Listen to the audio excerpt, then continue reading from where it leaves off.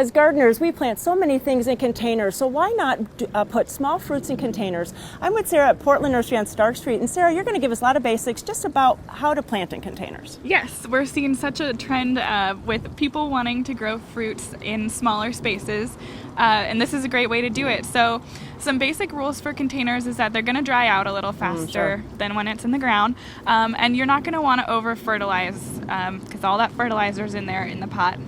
And personally, with edible food, I recommend using an organic fertilizer because you're going to be eating it. And so you've picked out some lovely different kind of varieties, and we do have to watch the varieties because they're going to be in containers.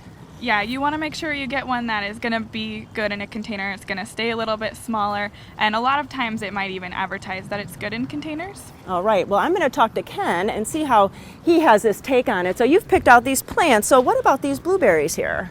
Sure.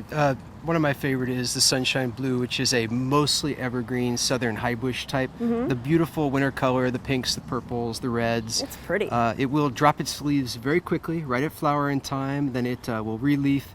It has a beautiful blue-green summer color. And they're tasty berries. I've tasted that one. It's nice. Absolutely. And in addition to the main crop, which is a mid crop, it does some secondary flowering. So you can find a little handful here and there while you're weeding into late September. And what about the little one down there? It's even tinier. Yeah, the little one there is Top Hat, and that's one of the very small varieties, only about 1.5 feet tall. And that's something that you could plant even in a small container, like a 5-gallon pot, and keep it happy for a long time. Nice. Right on a small deck or patio, that would be great. Absolutely. And then I see you have some canes. So you have some raspberries, and then there's this kind of unusual one here. So maybe we can talk about those. Sure. Well, so raspberry shortcake is the new dwarf raspberry, which has been released this year, and it's a particularly good choice for a not too large container. So something like this might be happy in maybe a 10-gallon or equivalent size ceramic container.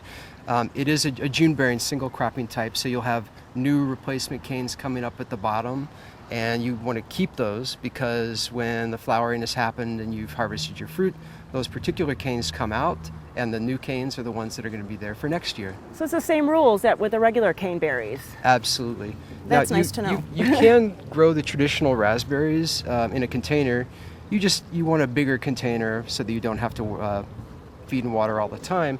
But something like a whiskey barrel would be totally appropriate for, say, an old thornless variety like Canby here, which has rigid stems, pretty self-supporting. You wouldn't have to do any awkward trellising. It could still look rather attractive. That is nice.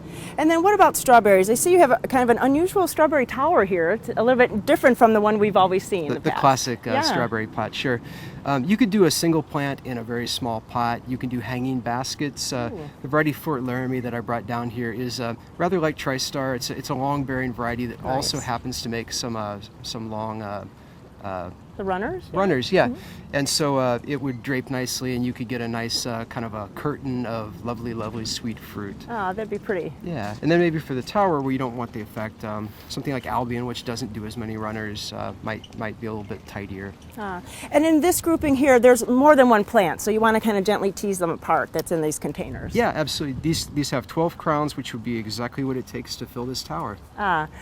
Well, you come out to Portland Nursery on Stark Street and talk to Sara and her staff, and they will be able to help you get your containers started and have some fruit right on your patio or deck. Well, thank you so much. Thanks, Judy. Thanks.